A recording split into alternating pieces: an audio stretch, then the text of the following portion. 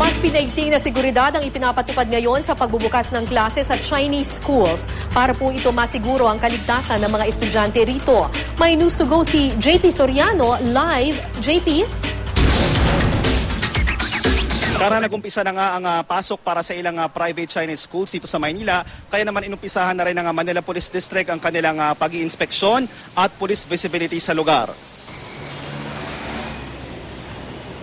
Dito sa Tondo at Binondo areas sa Maynila pa lang ay di nabababa sa 10 Chinese school ang narito. Ilang sa kanila ay nagbukas na ang klase simula pa noong Lunes. Ang ilan naman tulad ng Philippine Cultural College o PCC na karamihan ng mga estudyante ay mga Chinoy nagsipasukan na ngayong araw. At dahil nga ang mga Filipino-Chinese ang nagiging biktima ng mga kilabot na kidnap for ransom syndicates noong mga nakaraang taon ay may mga kanya-kanyang pinatutupad na mahigpit na seguridad ang mga eskwelahan.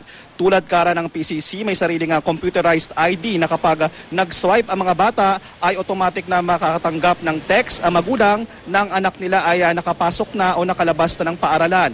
First time ito na ipatupad o ipatutupad ngayong school year.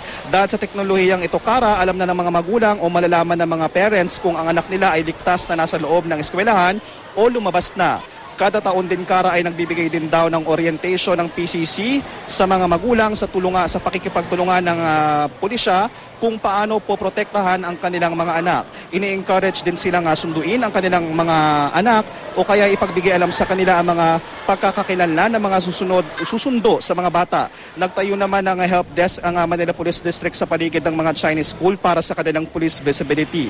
Nakatakda ring mag-deploy ng mga pulis sa mga paaralan maging sa mga public man o Chinese school para bantayan ang mga estudyante. At sa puntong ito, kasama po natin si Police Senior Inspector William Santos. Sir, meron pa hubang mga threats ng mga kidnap for ransom? May mga reported pa bang cases sa inyo this past years o sa lately po? Sa ngayon, wala na. Ang ginagawa natin ngayon ay pinapaigting natin yung police visibility sa mga eskwela na nasasakbupan ko.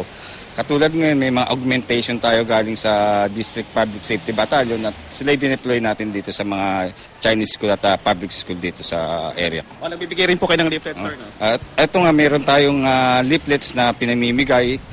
Ito yung pinalabas ng ating regional director na si General Purisima at para magbigay ng babala sa mga magulang at mga estudyante at nakasaad dito kung ano yung mga gagawin nila at mga telepono na tatawagan. Maraming salamat po at yan po muna ang latest mula rito sa Maynila. JP Soriano, GMA News.